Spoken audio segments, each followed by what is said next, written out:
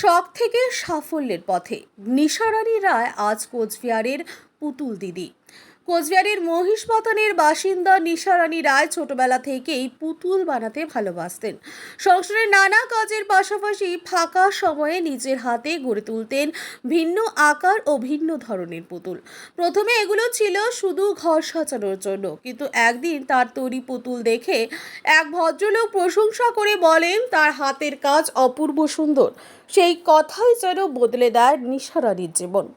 পুতুল তখন আর কেবল শখ নয়, স্বপ্ন। তিনি শুরু করেন পুতুলকে শিল্পের মর্যাদা দিয়ে ব্যবসায় রূপ দেওয়ার যাত্রা।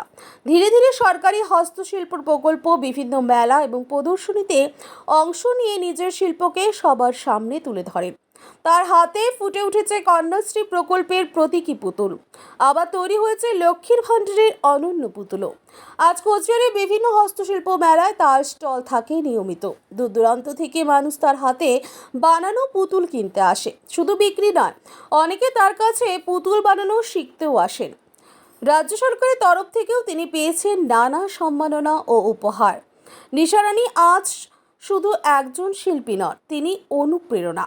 শখকে পেশায় রূপ দিয়ে তিনি প্রমাণ করেছেন ইচ্ছা আর পরিশ্রম থাকলে স্বপ্নও সত্যি হয়। তাই তো সবাই তাকে ভালোবেসে ডাকে পুতুল দিদি।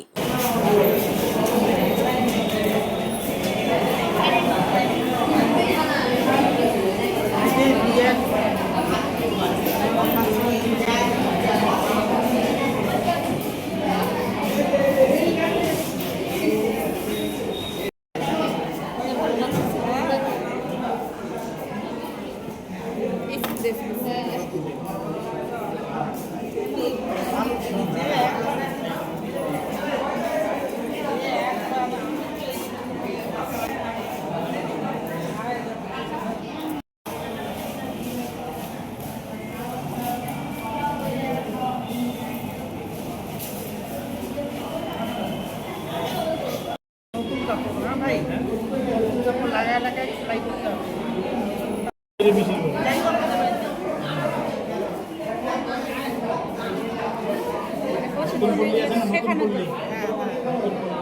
হঠাৎ এই পুতুল দিদি হয়ে ওঠার গল্পটা যদি বলেন।